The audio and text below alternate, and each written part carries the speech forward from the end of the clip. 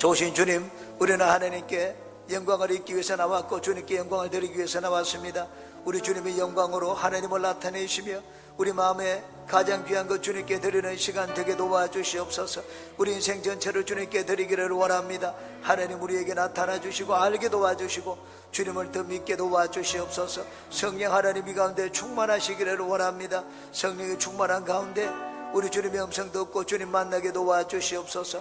이곳이 늘 성령과 말씀으로 충만하여 하나님을 알고 만나며 복과 은혜를 입어 변화를 점하는 장소 되게 도와주시옵소서.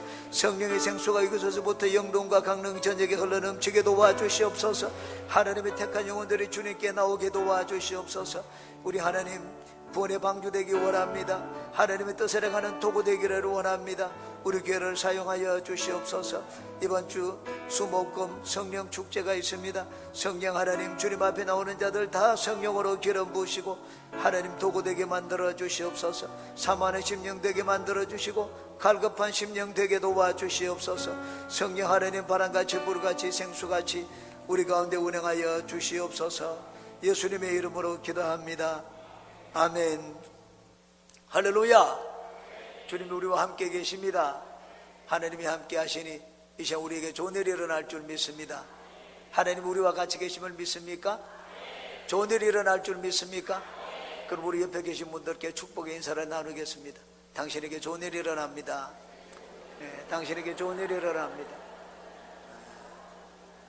나를 축복하는 선포를 하겠습니다. 나에게 기적이 일어납니다. 나에게 기적이 일어납니다. 믿습니다. 아멘. 우리 입술의 고백대로 하나님이 이루실 줄 믿습니다.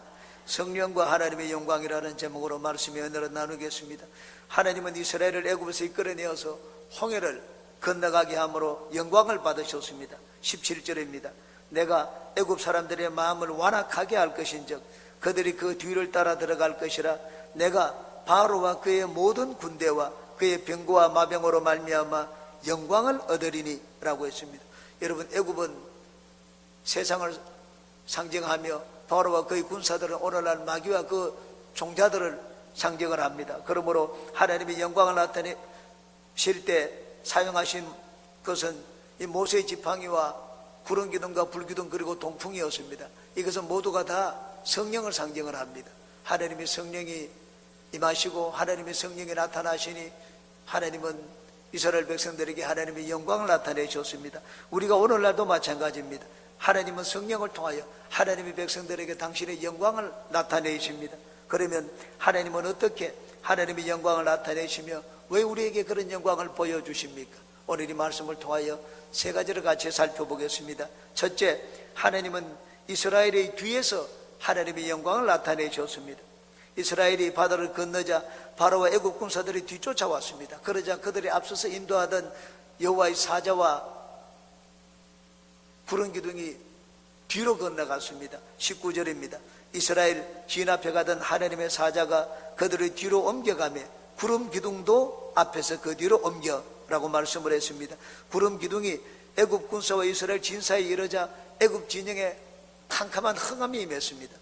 그래서 이스라엘이 밤새도록 바다를 건너갈 동안에 애굽 군사들은 이스라엘 백성들에게 접근하지 못하게 되었습니다. 오늘날도 하나님은 우리 뒤에 있는 세상이 우리를 붙잡지 못하도록 성령을 통하여 하나님의 영광을 나타내십니다. 성령이 왜 우리 뒤에서 하나님의 영광을 나타내십니까?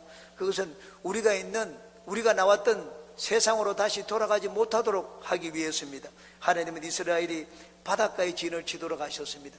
바닷가에 진을 치면 애굽 왕 바로와 그 군사들이 쫓아올 것을 하나님이 알고 계셨습니다. 그리고 앞으로 도망할 곳도 없다는 것을 알고 계셨습니다. 그럼에도 불구하고 하나님은 이스라엘 백성들이 바로 바닷가에 진을 치도록 하셨습니다. 그것은 바로와 애굽 군사를 다시 수장시켜서 바닷물에 수장시켜서 다시는 이스라엘 백성들을 뒤쫓아오지 못하도록 하기 위함이었습니다. 우리는 세상에서 구원받아 나왔음에도 불구하고 여전히 세상의 것을 생각하고 완전히 세상에 대한 미련을 버리지 못하는 경우가 많습니다. 옛날이 좋았다고 말을 합니다. 12절을 보시기 바랍니다. 우리가 애굽에서 당신에게 이런 말이 이것이 아니냐? 이러기를 우리를 내버려 두라. 우리가 애굽 사람을 섬길 것이라 하지 아니하더냐? 애굽 사람을 섬기는 것이 광야에서 죽는 것보다 낫겠노라. 좀 어려움을 당하니까는 뒤로 돌아가자고 했습니다. 옛날이 더 좋은데 왜 예수님을 믿어가지고 이렇게 어려운 일이 생기도록 만드느냐고 얘기를 했습니다. 예수님을 믿었지만 어려운 일을 만나고 장애물이 앞에 있으면 그것을 극복하기보다 뒤를 돌아보고 옛날로 돌아가려고 합니다. 그것을 아시는 하나님은 더 이상 뒤를 돌아보지 못하도록 하기 위하여, 세상으로 돌아가지 않도록 하기 위하여 하나님의 영광을 나타내셨습니다. 하나님은 우리가 세상과의 고려를 끊도록 하기 위하여 세상에 대하여 하나님의 영광을 나타내십니다. 저는 예수님을 믿고 난 다음 변화되기를 원했습니다. 제일 먼저 담배를 끊어야 되겠다고 생각을 했습니다. 담배는 건강에도 좋지 않고 교회 나가서 담배를 가지고 나가는 것도 좋지 않았습니다. 게다가 담배를 피우니까 돈도 들었습니다. 일주일에 한 보루씩 담배를 피우는데 그 담배를 피우지 않으면 하나님 앞에 더 많은 헌금을 드릴 수가 있게 되었습니다. 예수님을 믿은 지 한 4개월쯤 되었던 때입니다. 크리스마스 전날이었던 것으로 기억이 납니다. 일어나자마자 담배를 한 개피 입에 물었습니다. 담배를 물고 담배를 피우는데 구역질이 나기 시작을 했습니다. 담배를 피며 끄고는 나가서 양치를 했습니다. 양치를 하는데도 또 구역질이 났습니다. 하나님 앞에 기도했습니다. 화를 내면서 기도했습니다. 예수님을 믿는데 왜 담배를 끊어주지 않느냐고 했습니다. 담배를 끊어주면 내가 헌금의 절반을 하나님 앞에 드리겠다고 했습니다. 그래서 그 기도를 드리고 난 다음 방으로 들어왔습니다. 방으로 들어오니 아까 피던 담배값이 거기 있었습니다. 저걸 필까 말까 하다가 다시 담배값을 손에 잡아들었습니다. 그리고 한 개피 물었습니다. 한 개피 물었는데 이전에보다 더 구역질이 나기 시작을 했습니다. 그래서 담배를 끊었습니다. 그리고는 제 자신을 돌아보니 참 자신이 너무나 불쌍해 보였습니다. 금방 서원 기도를 하고 담배를 끊겠다고 하고는 5분도 가지 못해서 담배에 손을 대는 걸 봤습니다. 저는 담배값을 비틀었습니다. 비틀어서 휴지통에 버렸습니다. 아내가 그것을 보고 있더니 다시 잡아가지고는 잘 펴가지고 농위에 올려놓았습니다. 여보, 나 그거 담배 버린 거야. 알아요. 2주 뒤에 다시 폈어요. 2주 동안 담배를 끊었다가 몇 번이나 실패를 했기 때문에 2주 후에 담배를 다시 피우라고 했습니다. 저는 농위에 올려놓은 그 담배값을 내려가지고는 절반을 분질렀습니다. 그리고 남아있던 담배도 새 담배도 전부 절반을 분질렀습니다. 그리고는 바깥에 나가서 쓰레기통에 버렸습니다. 그런 뒤에 담배 냄새만 맡아도 시궁창 냄새보다 더 역겨운 냄새가 들게 되었습니다. 하나님이 담배를 끊도록 해주셨습니다. 성령께서 다시 담배의 귀신에 붙들리지 않도록 하기 위하여 은혜를 베풀어 주셨습니다. 하나님의 영광을 나타내 주셨습니다. 당구를 끄는 것도 마찬가지였습니다. 예수님을 믿고 성경도 좀 더 많이 읽고 헌금도 더 많이 하고 싶었지만 당구 때문에 그렇게 할 수가 없었습니다. 예수님을 믿은 뒤 제가 거룩한 생활하는데 제일 오랫동안 저를 붙들고 있는 것이 당구였습니다. 저는 하나님 앞에 눈물로 오랫동안 6개월에 넘게 기도를 했습니다. 하나님이 마침내 참 놀라운 방법으로 당구를 끊도록 만들어 주셨습니다. 우리가 애굽을 떠나가지고 하나님을 잘 믿으려고 하면 마귀는 그냥 두지를 않습니다. 세상이 나를 그냥 내버려 두지 않습니다. 계속하여 우리의 발목을 잡습니다. 모든 것을 사용하여 우리의 발목을 잡습니다. 옛날에 즐기던 것으로 유혹하여 옛날 습관으로 자꾸 돌아오도록 만듭니다. 술을 한 잔 마셔보라고 합니다. 한두 잔 마시는 것은 괜찮지 않느냐. 성경에도 술 취하지 말라고 했죠. 술 마시지 말라고 하지는 않지 않았느냐. 합당화시키면서 다시 술을 마십니다. 우리를 세상의 줄로 다시 묶으려는 마귀의 속임수입니다. 거기 우리 속아 넘어가면 안 됩니다. 마귀의 유혹에서 벗어나기 위해서는 성령의 구름 규등이 필요합니다. 여러분, 여기 애굽 병사들을 수장시키고 다시 못 따라오도록 만든 것, 다시 돌아가지 않도록 만드는데 절대적으로 필요한 것은 성령의 구름 기둥입니다. 성령의 은혜와 도우심을 입어야지 우리는 마귀의 유혹과 공격에서 벗어날 수가 있습니다. 마귀는 또한 여러 가지 근심거리를 주어서 믿음으로 살지 못하도록 만듭니다. 저는 첫 아들을 낳았을 때 아이에게 혹시 사고라도 생기지 않을까 너무 염려해서 밤에 잠을 자지 못했습니다. 저는 잠버릇이 심한데 혹시 자다가 눌러가지고 아이가 거기 깔려서 숨을 못 쉬고 죽으면 어떻게 되느냐, 그것이 저한테 걱정거리였습니다. 그래서 저는 밤을 새워서 공부를 했습니다. 새벽 6시가 되면 아내를 깨웠습니다. 바톤 터치를 했습니다. 임무 교도를 하고 저는 잠을 잤던 기억이 납니다. 바깥에 나가서 놀 때도 마찬가지입니다. 아이가 바깥에 나갈 때는 꼭 제가 따라 나갔습니다. 당신은 학생이었기 때문에 시간적인 여유가 많았습니다. 넘어져서 다치면 어떻게 할까 그 걱정이 되어서 늘 저는 큰아들 곁에 붙어서 살았던 기억이 납니다. 그러다가 예수님을 믿었습니다. 예수님을 믿고 난 다음 성령이 계신다는 것을 알게 되었습니다. 야, 아이가 넘어질 때 나는 급히 가서 일으켜 주실 만큼 그런 능력도 없고, 그리고 내가 아이 곁에 늘 같이 있지 못할지라도 성령께서는 어디서든지 같이 계셔서 우리 아들을 지켜줄 수 있다는 그런 믿음을 갖게 되었습니다. 그런 뒤에 이제는 아들을 성령께 맡기게 되었습니다. 여러분, 세상의 여러 가지 유혹과 근심으로부터 우리의 발목을 잡아가지고 세상으로 자꾸 돌아가게 만들려는 이 마귀로부터 우리가 벗어나기 위해서는 어떻게 해야 됩니까? 성령 하나님의 도우심을 입어야 됩니다. 성령은 세상으로부터 우리를 건져주시는 분입니다. 예수님을 믿는 우리가 막다른 골목에 다다를 때도 있습니다. 예수님을 믿을 때는 아주 기뻤습니다.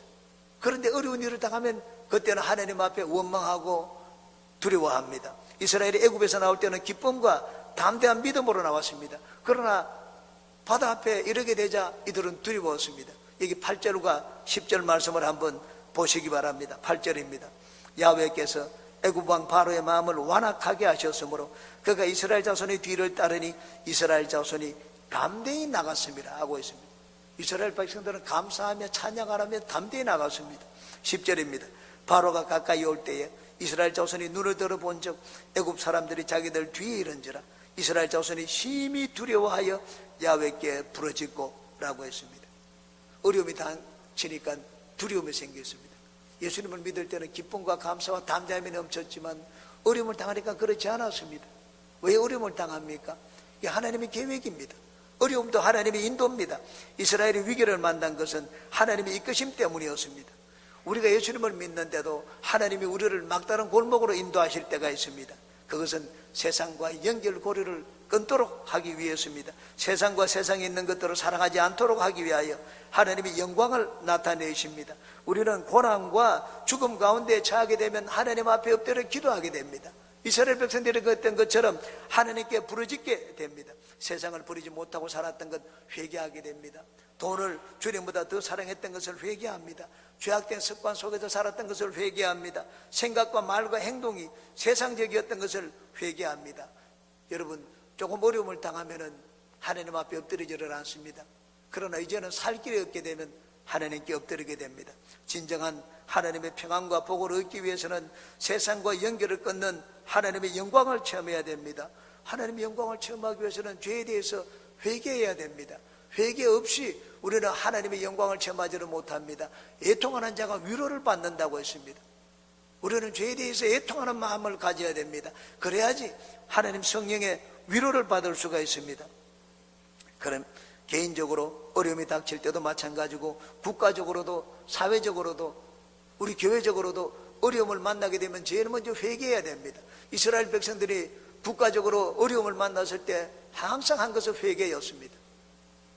이방 족속의 침략으로 위험을 받았을 때 이스라엘 백성들은 모두 한 곳에 모여서 통회 잡아가며 회개했습니다. 왕이 제일 먼저 금식하고 회개를 선포하고 백성들 모두가 회개했습니다. 그러면 하나님이 당신의 영광을 나타내셔서 놀라운 방법으로 이스라엘을 구원해 주셨습니다. 개인적으로도 마찬가지입니다. 우리는 인생의 어려움을 만날 때는 주님 앞에 회개하고 하나님의 영광을 구해야 됩니다. 우리가 애통하며 회개하면 하나님의 영광을 나타내셔서 우리를 그 어려움에서 건져주십니다. 세상으로부터 다시 돌아가지 않도록 만들어주십니다. 그러므로 여러분은 회개와 성령 충만으로 세상과 세상에 있는 모든 것들을 홍해에 묻어버리시기를 주님의 이름으로 축원합니다.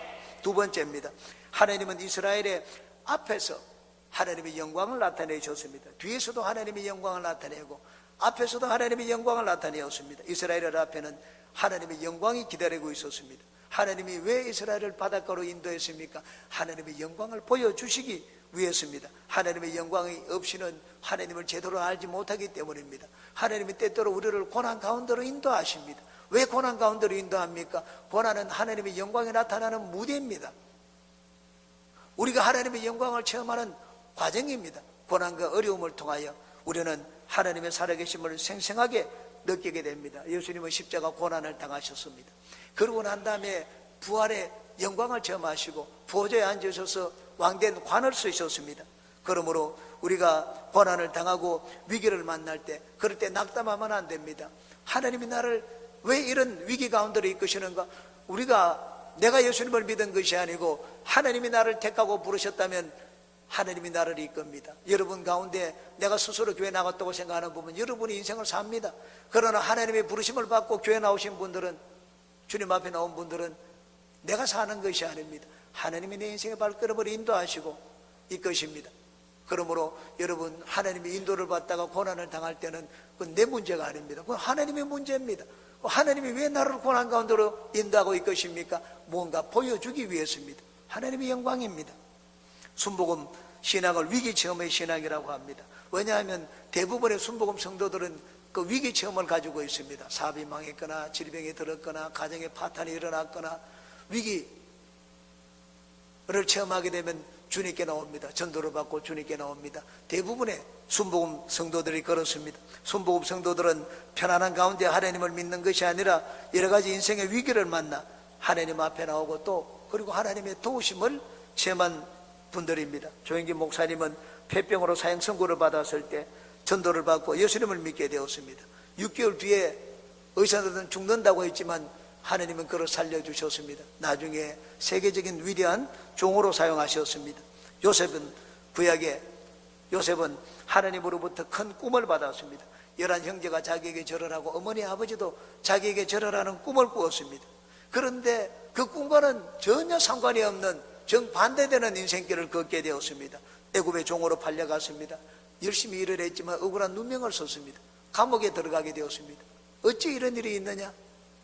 하나님 앞에 원망하고 불평할 수가 있습니다. 13년 동안 고난을 당했습니다. 그런데 나중에 돌아보니 요셉이 그런 고난을 당한 것은 하나님의 영광을 체험하기 위한 과정이었습니다. 그것이 아니면 하나님의 영광이 나타나지 않기 때문입니다. 요셉은 그런 고난과 위기를 통하여 하나님의 영광을 체험했습니다. 하나님의 택함을 받은 성도가 당하는 고난과 위기는 하나님의 영광을 체험하는 과정이요, 하나님의 영광이 나타나는 무대입니다. 그러므로 여러분, 나는 확실히 하나님의 자녀다, 하나님의 자녀라 확신을 가진 자들은 인생의 어려움을 당할 때 결코 절망하거나 낙담하지 마시기 바랍니다. 바로 그때는 하나님의 영광을 우리에게 나타내시는 때입니다. 사무엘서에 보면 한나 이야기가 나옵니다. 한나는 자식이 없었습니다. 남편의 사랑을 그것 때문에 더 많이 받았습니다. 그런데 이 다른 아내 브린나가 너무 인격적인 멸시를 주고 조롱을 했습니다. 자식도 못 낳는 여인이 뭐 밥을 먹고 있느냐? 그 말을 듣자 참 견딜 수가 없었습니다. 성전에 올라갔습니다. 성전에 올라가서 하나님이 내 기도를 듣지 않으면 나는 성전을 떠나지 않겠다고 했습니다. 너무나 애통하며 찢어진 마음으로 하나님을 찾았습니다. 하나님은 한나의 그 기도를 들었습니다. 아들을 주었습니다. 사무엘이었습니다. 이스라엘의 역사에 위대한 지도자가 되었습니다. 사무엘이 사울 왕을 세우고 그리고 또 다윗 왕도 기름 부어 세웠습니다. 하나님의 영광을 체험한 한나가 나중에 시를 지어서 하나님을 노래했습니다. 사무엘상 2장 7절 8절입니다. 야훼는 가난하기도 하시고 부하기도 하시며 낮추기도 하시고 높이기도 하시는도다. 가난한 자를 진토에서 일으키시며 빈궁한 자를 그런 무더기에서 올리사 귀족들과 함께 하시며 영광의 자리를 차지하게 하시는도다. 땅의 기둥들은 야훼의 것이라 야훼께서 세계를 그것들 위에 세우셨도다. 한나가 사무엘을 얻고 난 다음 하나님의 영광을 노래했습니다. 성도가 당하는 고난과 위기는 하나님의 영광을 위한 전주곡입니다. 하나님의 자녀된 여러분들이 고난을 당할 때는 그러므로 항상 하나님의 영광을 바라보시기를 주님의 이름으로 축원합니다. 하나님의 영광을 보기 위해서는 성령으로 충만해야 됩니다. 오늘날 성도들에게 하나님의 영광을 보여주시는 분은 성령입니다. 요한복음 16장 14절입니다. 그가 내 영광을 나타내리니 내 것을 가지고 너희에게 알리시겠습니다. 성령께서 오시면은 예수님의 영광을 나타낼 것이라고 했습니다. 이스라엘 백성들이 바닷가에 가니 그 앞에 동풍은 성령을 상징합니다. 동풍이 분이 바닷물이 갈라지기 시작했습니다. 바닷물이 갈라지니 그들은 육지로 황해를 건넜다고 했습니다. 육지로. 그 바다 밑에 길이 있는 것을 어떻게 알았습니까? 바다 밑에 길을 내신 분은 동풍이었습니다. 성령이었습니다. 오늘날도 성령께서 우리 가운데 오셔서 바로 예수님의 영광을 나타내십니다. 하나님은 그의 백성들의 앞길을 하나님의 영광으로 인도하십니다. 우리가 하나님의 영광을 보도록 하나님은 우리에게 성령을 보내주셨습니다. 15절 16절 또 한번 보겠습니다. 야훼께서 모세에게 이르시되 너는 어찌하여 내게 부르짖느냐? 이스라엘 자손에게 명령하여 앞으로 나아가게 하고 지팡이를 들고 손을 바다 위로 내밀어 그것이 갈라지게 하라. 이스라엘 자손이 바다 가운데서 마른 땅으로 행하리라 고 했습니다. 모세의 지팡이는 성령을 상징합니다. 하나님은 모세에게 성령의 권능을 주셨습니다. 하나님은 모세가 하나님께 부르짖어 기도할 때 너는 왜 나에게 기도하느냐? 기도만 하고 있지 말라고 했습니다. 이미 너는 지팡이를 가지고 있지 않느냐고 했습니다. 그것으로 바다를 향하여 물이 갈라지도록 기도 명령하라고 했습니다. 이스라엘 백성들 앞에 보내고 너는 지팡이를 가지고 명령하라고 했습니다. 하나님은 우리에게 놀라운 이 모세의 지팡이와 같은 지팡이를 주셨습니다. 성령이십니다. 성령이 우리 안에 있으면 우리는 기도만 하고 있어서는 안 됩니다. 충분히 기도를 했으면 우리는 이제 명령을 할 줄 알아야 됩니다. 저는 성도들이 귀신이 들렸다, 머리가 아프다 계속 기도 부탁하는 걸 전 듣고는 항상 얘기합니다. 집사님 기도하세요. 권사님 기도하세요. 예수 이름으로 기도하면 쫓겨납니다. 저는 처음 예수님을 믿을 때 처음 2년 동안은 귀신이 쫓아내는 재미로 예수님을 믿었습니다. 하나님, 우리가 하나님께 매달리고 눈물을 흘리며 기도하기만을 원하지 않습니다. 기도를 한 뒤에는 환경을 향하여 명령해야 됩니다. 여기 모세에게도 말을 했습니다. 너는 왜 나에게 부르짖느냐?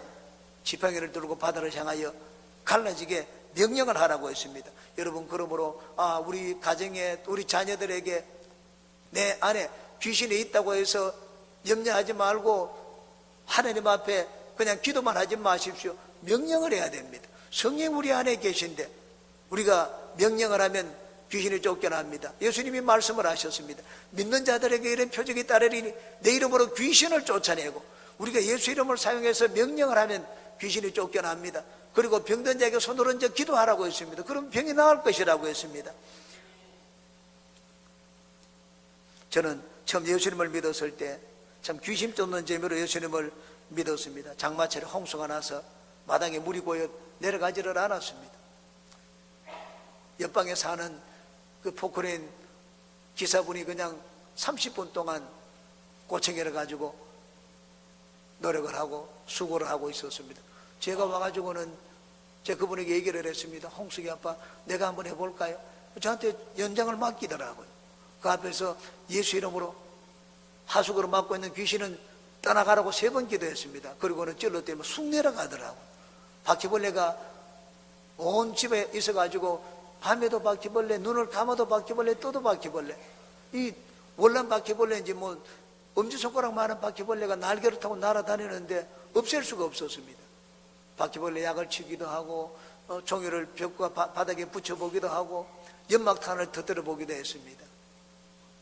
다 비닐로 봉지로 봉해가지고 연막탄을 터뜨렸는데도 바퀴벌레가 사라지지 않았습니다. 나중에 부흥회를 참석해서 간증을 들었습니다.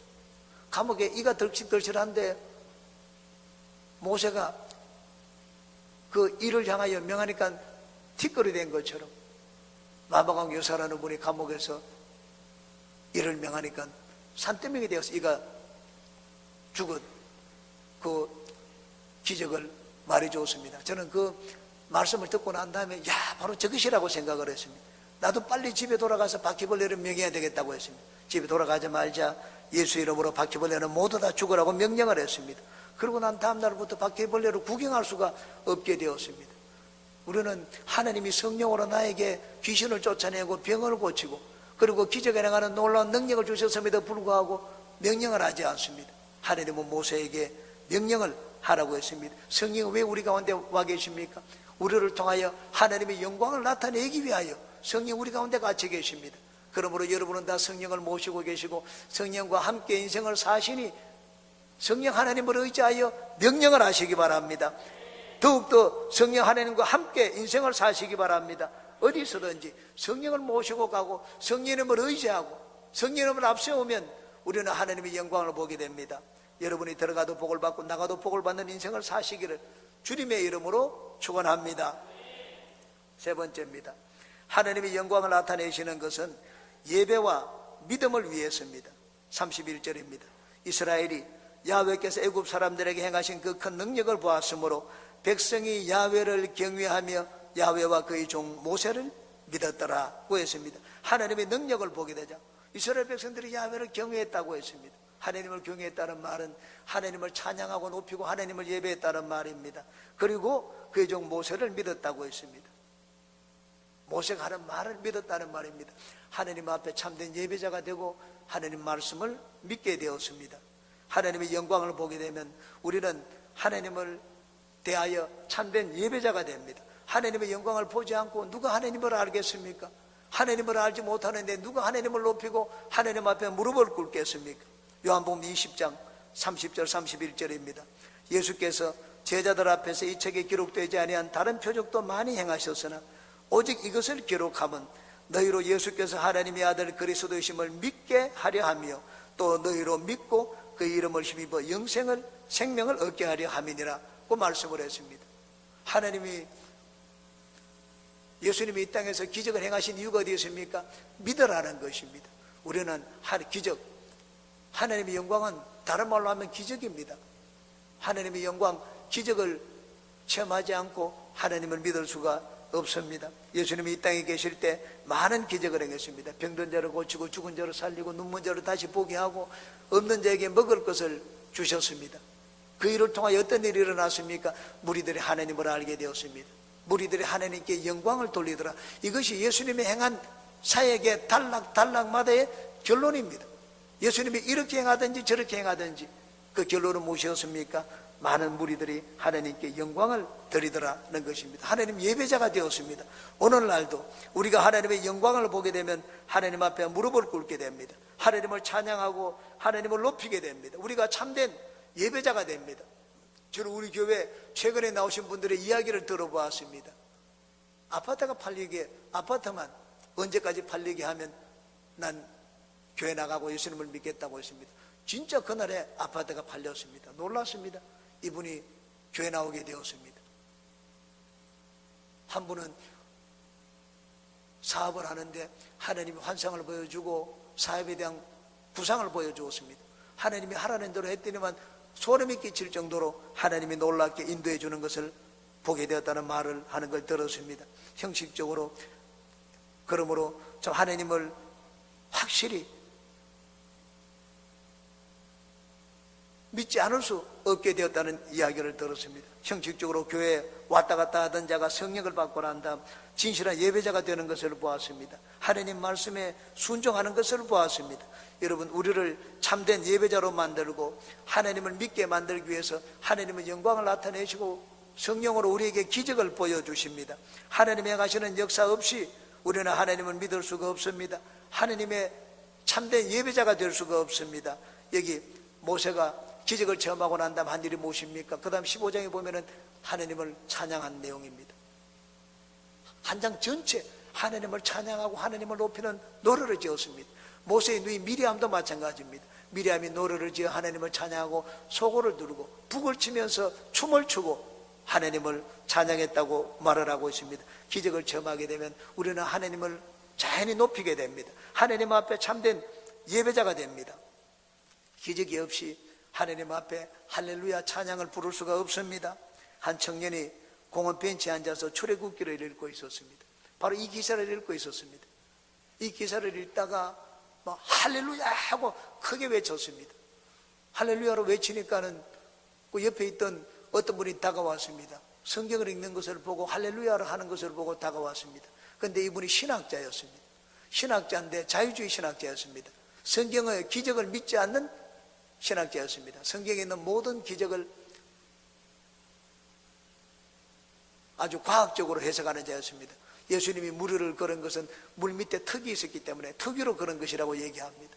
오병이어의 기적을 행한 것은 어린아이가 내어놓은 것이 아니라 어린아이가 예수님 앞에 떡을 내어놓은 것을 보고 전부 다 부끄러워가지고 다 자기 떡을 내어놓기 때문에 각자가 혼자만 먹으려고 했던 거 모아가지고 먹다 보니까 그렇게 먹고도 남았다고 이야기를 합니다. 모든 것을 기적을 믿지 않고 참 이성적으로 과학적으로 설명을 하는 자였습니다. 이런 신학자를 자유주의 신학자라고 합니다. 이 자유주의 신학자가 웬 사람이 공원 벤치에 있다가 할렐루야 외치는 걸 보고 물었습니다. 당신이 무슨 일 때문에 그렇게 할렐루야를 외칩니까? 그러자 이 청년이 설명을 해 주었습니다. 하나님이 홍해를 가르시고 이스라엘을 마른 땅으로 인도하셨습니다. 그래서 내가 하나님을 찬양한다고 했습니다. 그러자 이 자유주의 신학자가 웃었습니다. 그리고는 성경을 설명해 주었습니다. 거기는 홍해 바다라고 되어 있는데 실제로 그곳은 홍해 바다가 아니고 갈대 바다입니다. 갈대 숲이라고 했습니다. 갈대 숲은 그 깊이가 10cm밖에 되지 않는다고 했습니다. 그러므로 이스라엘이 홍해 바다를 걷는 것이 아니라 홍해 갈대 숲을 걷는 것이라고 했습니다. 이 말을 듣고는 이제 자유주의 신학자는 의기양양하게 그 벤치에 일어나서 자기 길을 가려고 했습니다. 근데 이 청년이 그 말을 듣다 보니까 이 마음에 낙담하게 되고 절망감이 확 미쳤습니다. 야, 나는 기적이라고 생각을 했는데 이게 기적이 아니었구나 생각을 하고 그 신학자는 의기양양하게 걸어갔습니다. 근데 이전보다는 더 큰 할렐루야 소리가 이 신학자의 뒤에서 들렸습니다. 더 크게 할렐루야로 외쳤습니다. 다시 돌아왔습니다. 다시 돌아와서 이번에는 무슨 일로 할렐루야로 했습니까? 그랬더니 이 청년이 설명을 했습니다. 야, 이보다 더 큰 기적이 어디 있겠습니까? 이스라엘 백성들이 10cm밖에 안 되는 그 갈대 숲을 건넜는데 이스라엘 백성들은 그냥 10cm로 그냥 걸어서 건넜는데 애굽 사람들 그게 전부 다 빠져 죽지 않았습니까? 깊은 바다 속에 빠졌다고 하면 그 이해가 되는 일인데 10cm 되는 숲에 빠졌다니까 이거야말로 기적 중에 기적이라고 했습니다. 참 자유주의 신학자가 할 말이 없었습니다. 아무리 성경을 많이 연구한 신학자라도 기적을 믿지 않으니 성경을 봐도 제대로 보이지가 않았습니다. 우리는 성경을 볼 때 하나님을 믿어야 됩니다. 여러분 오늘날도 기적이 일어납니다. 기적을 믿고 성경을 봐야죠. 성경의 모든 이야기는 과학적인 이야기가 아닙니다. 성경의 모든 이야기는 자연스러운 이야기가 아닙니다. 사람들이 보면 왜 성경을 보지 않습니까? 자연스럽지 않기 때문입니다. 상식적이지 않기 때문입니다. 우리 인간의 이성으로 이해가 되지 않기 때문에 성경을 보지 않습니다. 여러분 차범근 감독 축구 선수를 잘 알 것입니다. 한국 선수로는 최초로 유럽에 건너가서 독일의 분데스리가에서 활동을 했습니다. 거기에서 차범근 선수가 있을 때 외국인으로서는 제일 골을 많이 넣었습니다. 근데 분데스리가 가기 전에 차범근 선수가 다리를 다쳤습니다. 이 차범근 선수를 전도하기 위해서 찾아간 자가 있었습니다. 이광훈 목사라고 하는 스포츠 선교를 하는 목사였습니다. 그분의 조카가 이영무 선수였습니다. 이영무와 차범근이 같은 축구 동기이기 때문에 가가지고 내가 차범근 선수가 제목이니까는 큰일을 할 사람이니까 전도해야 되겠다고 했습니다. 그래서 조카와 함께 같이 갔습니다. 이 광훈 목사가 가서 열심히 복음을 전했습니다. 2시간 동안 성경 말씀을 가르쳐주고 복음을 전했지만은 듣더니만은 차범근 선수가 TV를 켰습니다. 듣기 싫다는 말입니다. 그래도 또 전했습니다. 그랬 때문에 전축까지 들었습니다. 나중에 물어봤습니다. 하나님을 믿지 않느냐? 난 하나님을 안 믿습니다. 그래서 하나님을 안 믿는다니까 돌아오면서 이광훈 목사가 기도하고 나왔습니다. 하나님, 나는 이 차범근 선수에게 복음의 씨앗을 뿌리고 갑니다. 하나님이 이제 열매를 맺게 해달라고 했습니다. 그러고 난 다음 7개월이 지났습니다. 차범근 선수가 무릎 부상으로 수술을 하게 되었다. 수술때 오르게 되었다는 기사가 톱 기사가 되어서 TV에 나오게 되었습니다. 이광훈 목사는 바로 이때라고 생각을 했습니다. 더 기도했습니다. 차범근 선수가 자기 발로 찾아왔습니다. 자기 발로 찾아와서 자기 집에 가서 자기를 위해서 좀 기도해 달라고 했습니다. 그래서 그 집에 찾아갔습니다. 창세기부터 요한계시록까지 7시간 동안 복음을 전했습니다. 믿느냐? 다 믿는다고 했습니다. 하나님이 다리를 고쳐주실 것을 믿느냐? 믿는다고 했습니다. 예수님을 구주로 고백하는 결심 기도를 하고 그리고 또 예수님이 병을 고쳐주신다는 시인도 하도록 만들었습니다. 그러면 내일 수술실에 가지 않겠습니까? 그 말에는 대답을 하지 않았습니다. 하나님이 고쳐줄 것을 믿으면 내일 병원에 가지 않겠습니까? 대답을 하지 않고 바깥으로 나갔습니다. 3분 뒤에 다시 들어왔습니다. 예, 내일 병원에 가지 않겠습니다. 손을 얹고 이광훈 목사가 기도해 주었습니다. 얼마 동안 기도를 하는데 갑자기 큰 소리로 외쳤습니다. 불이 들어왔습니다. 불이 올라갑니다. 불이 나갔습니다. 다 나왔습니다. 그 자리에서 차범근 선수가 예수님에 대해서 신앙을 다시 한번 고백을 하고 병고침을 시인을 했습니다. 그리고는 유럽으로 건너갔습니다. 군대 서리가에서 10시즌 동안 활동을 하는데 옐로우 카드를 한 번밖에 받지를 않았습니다. 당시에 차범근 선수가 페어플레이 하기로 제일 유명한 선수가 되었습니다. 하나님을 확실히 믿기 때문에 세상 가운데서도 하나님의 영광을 나타내는 선수가 되었습니다. 하나님이 오늘날 우리에게 영광과 기적을 보여주십니다. 왜냐하면 하나님을 알고 하나님의 참 예배자가 되도록 하기 위해서입니다. 교회에서만 하나님을 예배하는 것이 아닙니다.